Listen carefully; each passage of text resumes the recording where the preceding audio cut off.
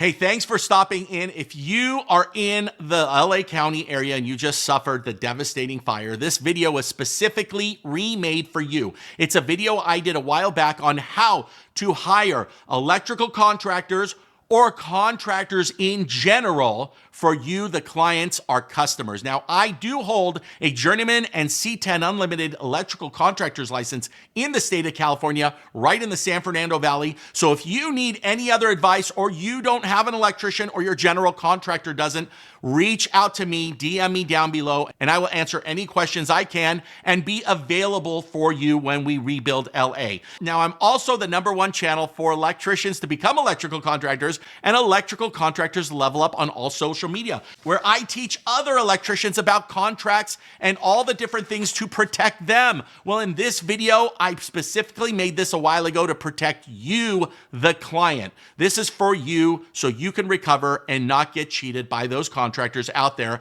that are just looking to make a buck. If you get anything out of it, please DM me down below, leave a comment, like or subscribe, or share it with your general contractor so we can help you in the rebuild process. You ready? Let's get into the video. Here are the top 10 questions that you must ask your electrician before you hire him. Let's get into the video.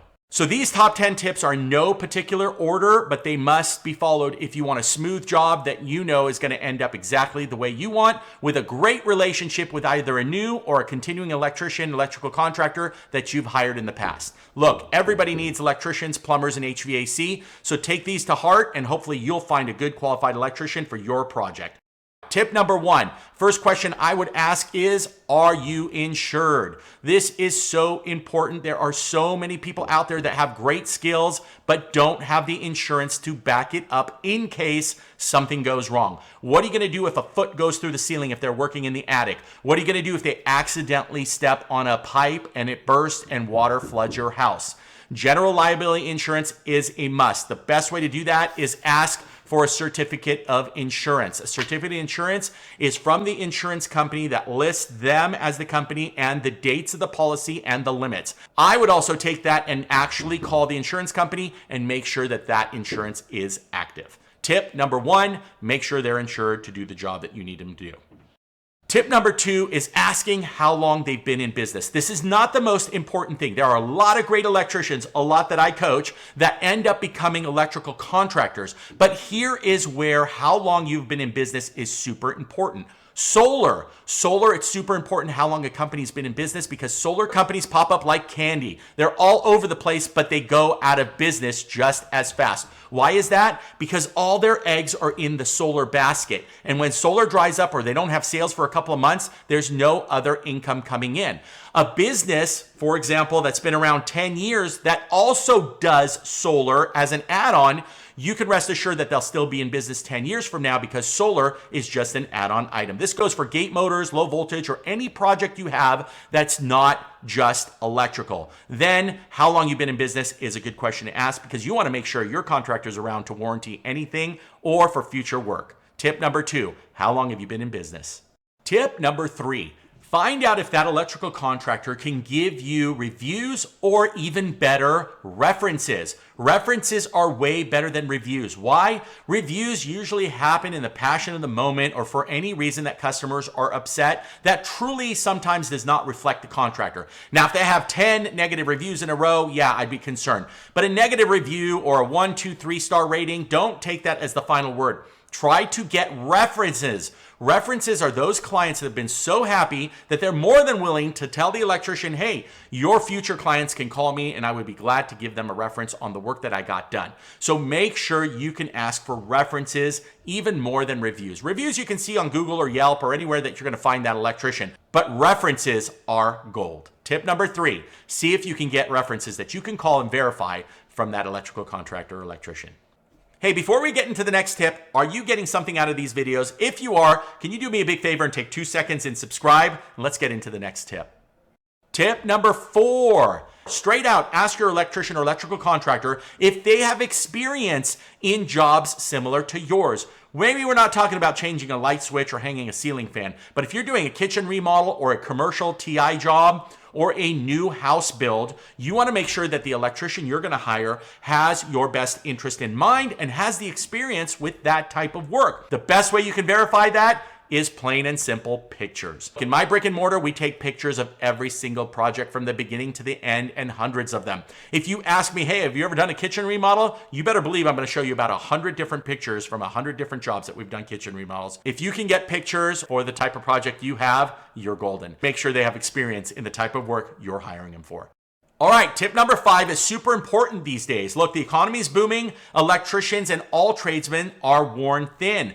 We don't have enough time to do these projects. So tip number 5 is plain and simple. Straight out, ask your contractor if they have the time to do this project. One way we do it, and we put it on paper, is in our contracts. Make sure you have a start date and an estimated finish date. Now, if you're in the state of California, that's actually required by contractor state law. I'm not sure what state you're going in from, but you can always check your contractor state license board to find out what those rules and regulations are. But have your contractor put a start date and a estimated finish date. Make sure that finish date is within reason and you'll be good to go. Tip number 5, make sure that they can do your job in a timely manner. Let's get into number 6. Before you get into any major discussions with your contractor, ask how they charge for the job. This is important. Why? You do not want to hire a time and material electrician if you can avoid it. The reason why is you're not going to be happy. You're never going to know what the end balance is going to be. Don't quote me, but I believe in the state of California right now, you cannot charge time and material for residential customers.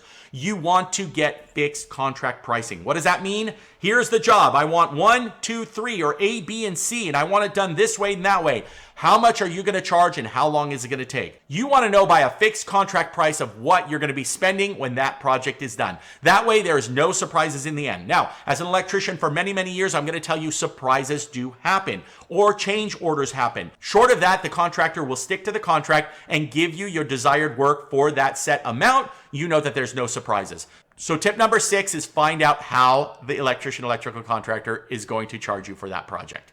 Tip number 7, I told you about paperwork where there's a start and a finish. You need to ask your contractor if they can provide paperwork and list every single thing that is included and most importantly, what is not included. Also, it's going to have the contractor's legal in the back so that you know that it's acceptable terms. Stuff like, hey, if the electrician comes and they need to move an item, they're not going to be liable in case it breaks. What you're responsible for and what the electrical contractor is going to be responsible for. That happens when they give you a written contract. Tip number 7, make sure you get everything on paper. Tip number 8 is something that's grown my company, and that is warranty. Ask your electrical contractor, what's the warranty on this project? What does it cover? What does it not? My company covers everything, no matter what, parts, labor, material, for a full 1 year, barring Mother Nature or physical damage, and workmanship is covered to the time period allotted by the state contractor's license board. There might not be one, or for California, it's 10 years. In other words, if we did defective work and you see it 5 years from now, we're still liable for that. Otherwise, 1 year warranty, parts, labor, material, I don't care what it is, we take care of it unless it's Mother Nature or physical damage. Tip number 8, ask them what the warranty for the work is. Hey, before we get into the next tip, are you getting something out of these videos? If you are, can you do me a big favor and take 2 seconds and subscribe? And let's get into the next tip. Coming around the corner at tip number 9. Now, we know we've protected ourselves. We got start dates, end dates, general liability insurance, and everything. Sit down with your electrical contractor or electrician and ask him the simple question. How do you address things when they go wrong? Would you like me to put it in writing? Is there a way that I can approach you? What email do I send it to? Who do I call? You want to find out because all jobs might have a potential problem or an issue.